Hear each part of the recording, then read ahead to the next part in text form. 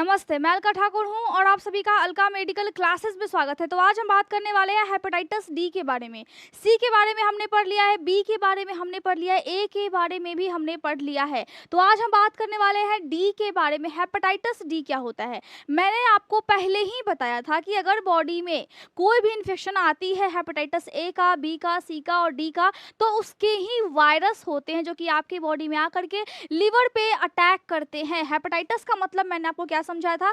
Hepatitis, hepatic हम बोलते हैं लीवर को, और यहाँ पे आइटस लगा हुआ है, इसका मतलब है कि लीवर में इन्फ्लामेशन होना। हेपेटाइटिस में या तो वो ए हो, बी हो, सी हो या फिर डी हो, कोई भी जो वायरस है इन सब के आकर के आपके लीवर पे फिर अटैक करते हैं, वहां पे अपनी संख्या को ग्रो करते हैं और फिर जाकर के आपके ब्लड में जब उनकी संख्या बहुत ज्यादा बढ़ जाती है तो आपका जो इम्यून सिस्टम है वो फिर धीरे धीरे करके लो होने लगता है, जिससे आपके बॉडी में प्रॉब्लम्स क्रिएट होना शुरू हो जाता है। आपका इम्यून सिस्टम वीक होता है तो बहुत सारे बैक्टीरिया, वायरस आगे से भी आकर के अटैक कर सकते हैं। तो यहाँ पे डी की बात चल रही है, तो डी कब होगा?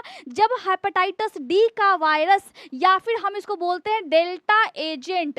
हेपेटाइटिस डी को हम क्या बोलेंगे? उसके वायरस को डेल्टा एजेंट भी बोलेंगे। जब इसका वायरस आपके बॉडी में आकर के अटैक करता है तब जाकर के हेपेटाइटिस डी होता है। अब ये जो हेपेटाइटिस डी है वो दो तरीके से होता है। एक, जब आपको हेपेटाइटिस बी और हेपेटाइटिस डी दोनों साथ में लग जाए, और दूसरा ये होता है कि हेपेटाइटिस बी आपको है बहुत लंबे टाइम से है और फिर जाकर के बाद में आपने टेस्ट करवाया है और तब जाकर के रिपोर्ट में ये भी आया है कि आपको हेपेटाइटिस डी भी है, तो वो भी एक टाइप का प्रकार होता है। जब हेपेटाइटिस बी और डी दोनों साथ साथ होते हैं तो हम उसको बोलते हैं को इन्फेक्शन। ये हेपेटाइटिस डी का टाइप है। पहला टाइप क्या है? को इन्फेक्शन, जिसमें हेपेटाइटिस बी और हेपेटाइटिस डी दोनों साथ में हो जाता है। अब एक होता है जिसमें हेपेटाइटिस बी आपको लंबे टाइम से है और बाद में जाकर के आपका इम्यून सिस्टम वीक हो गया है, तब जाकर के आपको हेपेटाइटिस डी हो गया है,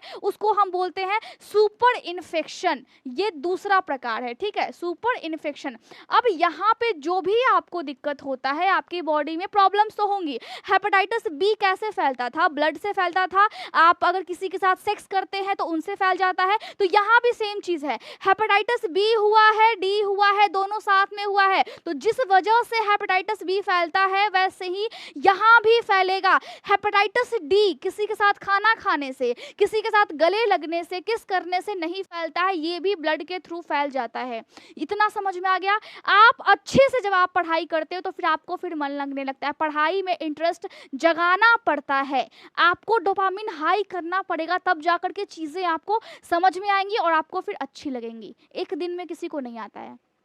चलिए, अब यहाँ पे बहुत सारे रीजंस हैं जिसकी वजह से आपको ये प्रॉब्लम हो सकता है। सेक्स करने की वजह से हो सकता है, चाहे आप सेक्स औरत के साथ करें या फिर आप आदमी के साथ सेक्स करें। बहुत से लड़के और लड़के सेक्स करते तो वो एनल सेक्स हो जाता है, तो वहाँ भी आपको चांसेस है कि बी लग जाए या फिर डी लग जाए। क्यों? क्योंकि आपकी बॉडी में हो सकता है कि कोई इन्फेक्शन हो, हेपेटाइटिस बी का पहले से आपका वायरस पहले से बॉडी में मौजूद हो और फिर आकर के हेपेटाइटिस डी का वायरस लग गया हो। तो यहाँ पे सेक्स करने की वजह से, या फिर जब आप इंट्रावेनसली यानी कि आप अपने नसों में कोई भी मेडिसिन लेते हैं, कोई भी आप ड्रग्स लेते हो, कोई भी मेडिसिन का आप दुरुपयोग करते हो, कोकेन लेते हैं, तो उस कंडीशन में आपकी बॉडी में इन्फेक्शन होने के चांसेस बहुत ज़्यादा बन जाते हैं। आप अगर एक ही नीडल को शेयर करते हैं बहुत से लोग तो भी इन्फेक्शन होने के चांसेस बहुत ज़्यादा बनेंगे।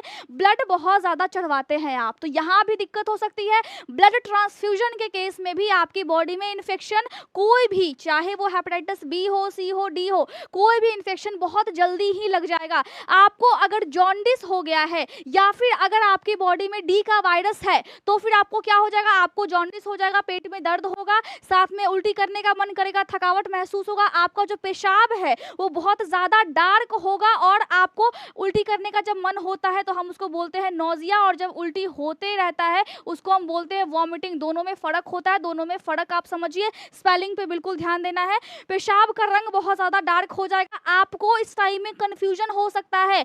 जब आप जाएंगे डॉक्टर के पास तो आपको लीवर बायोप्सी करवाना पड़ेगा, मतलब लीवर में इन्फ्लामेशन है उसको टेस्ट करवाना है। साथ में आप वहाँ पे देख सकते हैं कि आपके बॉडी में ब्लड की जांच भी होगी, ताकि आपके ब्लड में कौन से वायरस है, कौन सी बैक्टीरिया है, वो पता लगाया जा सके। ट्रीटमेंट के लिए हम डेल्टा इंटरफेरॉन देते हैं हेपेटाइटिस बी में। मैंने आपको बताया था जब मैंने उसका लेक्चर लिया था तब कि आपके बॉडी में अगर वो वाली वायरस आए तो फिर आपको क्या क्या मेडिसिन देना है, क्या क्या चीज़ें होती है, तो आप उस लेक्चर को जाकर के अच्छे से देखिए। डी में क्या होगा, डी में बी के साथ अगर होगा, हेपेटाइटिस बी भी है और डी भी है, तो हम दोनों का मैनेजमेंट कैसे करेंगे। हेपेटाइटिस डी आपकी बॉडी से खत्म हो सकता है, लेकिन अगर बी है लंबे टाइम से तो फिर दिक्कत वाली बात होती है। किसी किसी को स्किन में एलर्जी भी हो जाता है, तो वहाँ भी आपको एलर्जी का मेडिकेशन देना है पेशेंट को, आपको पेन का मेडिकेशन देना, क्योंकि दर्द होता है, सर में दर्द हो सकता है, आपको तकलीफ हो सकती है, आपको सोचने और समझने में थोड़ा सा कन्फ्यूजन हो सकता है। जब किसी को भी हेपेटाइटिस डी हो तो उसको कार्बोहाइड्रेट वाली चीज़ें देनी चाहिए। आलू इस टाइम आप पेशेंट को दे ताकि वो बहुत अच्छे से अपने डाइट को मेंटेन करे। हरी साग सब्जियां भी आपको खाना है और अच्छे तरीके से खाना है।